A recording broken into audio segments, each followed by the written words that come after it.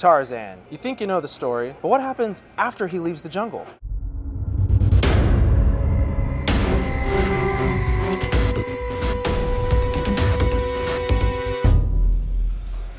We're here tonight at Brand Theaters watching The Legend of Tarzan. So I gotta say, the previews make it look like it's gonna be like another origin story, like Tarzan's a little baby, you're gonna watch him grow up, he's gonna meet Jane, and then he gets like all domesticated, and then he leaves and goes back to England. No. He's already in England when the movie starts. And I like that. That was different. It was a nice twist and spin on an iconic character that everybody knows and loves. So it's cool seeing the man being taken out of the jungle, but you can't take the jungle out of the man. The plot necessarily for Tarzan isn't like, oh my God, like so in depth and complicated. It's pretty straightforward. White bad guy enslaving Africa for minerals and stuff of that nature. Movie was super gorgeous. Cinematography outstanding. Many times I'm watching this, I'm like, that's an elephant. Yeah, is it real or fake? Like, just really good. I really enjoy when they do CG in such a way where you have to kind of like, okay, like is that a sound stage? Are they actually in a location? Is it a green screen? What is it? I read a couple reviews. They're like, oh yeah, this movie sucked. It didn't suck. The movie was really good. It should be up for Academy Awards, but it won't. I mean, I could see it being up for cinematography, sound design, visuals, especially when he's like swinging around on the vines. Love it.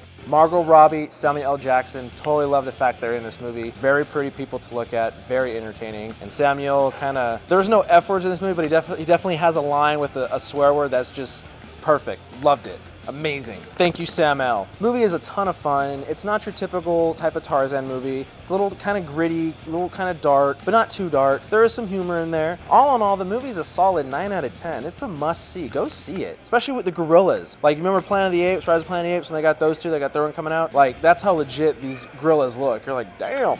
Let's see what the other vine swingers had to say. Let's check that out right now. Well, this movie is very different than the other Tarzan movies I've seen, in a positive way. Not only is it starting at the end of what you typically see as the Tarzan tale. Normally when you see a Tarzan film, it's exaggerated, it's larger than life, it's way up there when it comes to believability and blowing past that barrier. He's pulling off things that not only do they seem ridiculous, they seem really out there. You see him swinging from vine to vine to vine, jumping in just crazy amounts of flying, I guess you could call it. This movie didn't do that. I felt that it was very grounded. I felt that the way they portrayed Tarzan was actually almost believable. I thought it was very entertaining. I enjoyed it a lot. Visually, it's stunning. It was a stunningly beautiful movie. When they have the herds or bunches of animals running around, it's hard to not think they're real. I mean, it was visually stunning. I liked that it's the story after the typical Tarzan, because we've had several Tarzan movies, and the last one I saw, I think, was the Disney one, and you usually see that typical story. What I liked is that it was kind of what happened after that, and I liked how they also cut in some flashbacks, so if you weren't familiar with Tarzan, you understood what was going on. So yeah. I thought that was really well done and cleverly done. So this is basically like a superhero film set in the past. Tarzan is your typical shirtless, buff guy that has the powers to talk to the animals in Africa specifically, which is where the movie starts. It's kind of a slow start, actually. We don't entirely know what's going on, and it's not really the typical Tarzan film right off the gate. So it takes about 15 minutes at least to sort of get things in motion, but ultimately I think it pays off. A lot of the scenes at the beginning, the themes and the ideas that they brought up came full circle in the end, so it was worth that slow payoff. With any good superhero movie, you have to have a supervillain, and presumably they have a lackey that's like the dumb lackey, and maybe there might even be like an ultimate baddie above that, and this film has all those things as well. The acting in this movie is also very good. Everybody from Tarzan himself, which did an amazing job. Not only did he look the part, it just felt right. The way he talked, it felt very conflicted between the new world he's in and the wild world that he was part of. From him all the way to the villain, I thought the villain did a great job. I don't know if he'll ever quite top some of his previous roles, but I do feel that he was good in this part and that he was menacing enough without becoming mustache twirling. The acting was really well done. I thought the actors were good. Christoph Waltz was a perfect villain. It was excellent. He's excellent in that. Christoph Waltz is actually a better villain in this movie than in the James Bond film. Thank God, thank you. He was so much better here than he was there. And it was, with that, you had a lot of special effects, big action set pieces. Those were actually some of the less interesting parts of the film for me. because they kind of took it away from reality a little bit. Now, when it comes to the animals, I have no idea if some of them were real, if they were all CG. They looked absolutely stunning to me. We watched this movie in 3D. I just could not believe the way these animals looked, especially the apes, the gorillas, whatever they might be. The details were phenomenal. The way they moved, the way they fought, everything about them just jaw-dropping for me. I was really impressed. It generally felt very, very realistic. It was very gritty, very dirty, and I felt like I was totally in Adventureland. My only two criticisms is I felt like I always knew where the movie was going. There weren't any surprises for me personally. Like, you kind of knew how it would turn out. My personal pet peeve with any movie, this is set in the 1890s. The language vernacular was way too modern for me. I get why they do it, because to relate to modern audiences, but it just personally bugs me. They wouldn't have probably talked like they were. They always do this to women. They make their makeup and their hair totally modern. The lead, James, no matter what trials and tribulations she went to, always had perfectly done eyeliner and mascara, and that just bugs the heck out of me. If it doesn't bother you, it doesn't really take away from the movie. That's just my personal pet peeve and why I can't give it a 10.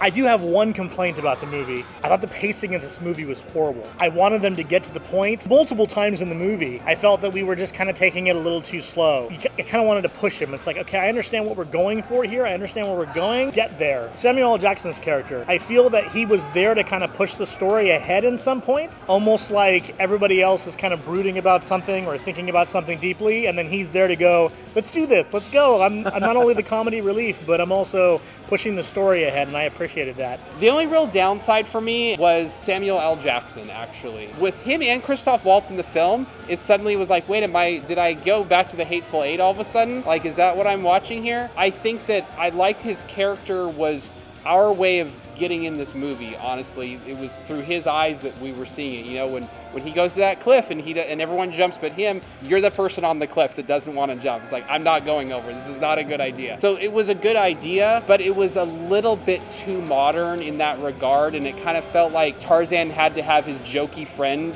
from 2016 along for the ride. He did a good job with the material, actually, and I liked his character, but it was just a little bit too much of modern sensibilities dropped into more of a classic and period tale. So with all that said, my man, what are you going to give this and why? I'm going to give it a 9 out of 10. I really, really enjoyed myself. Visually, it was beautiful. The 3D was actually very effective. The actors were really good. The story I thought was good. It was all so good. Just a minor quibble with some of the modern sensibilities from Samuel L. Jackson and a couple of the others that brings it down to a very respectable 9 out of 10. I'm going to give it an 8. And the only reason I don't give it higher is because of my personal pet peeves. So I give it an 8 out of 10. The only thing that's taking away 2 points is the pacing. The pacing hit me really hard in this movie, and I found myself getting broken from immersion because of it. But 8 out of 10, everything else in the movie was fantastic. If you watch the trailer and you're like, I want a different spin on Tarzan, go see this movie in theaters. Watch it in 3D. Just enjoy yourself, because it's definitely worth it. So last week we said if anybody left a comment regarding Independence Day Resurgence, we'd give you a special pin and poster. So Undead Sunset, we're going to send you a pin and a poster for your comment. We appreciate it. We make good on what we say when we give stuff away. Guy on Facebook, Omnito, we'll send you one too. A pin and a poster.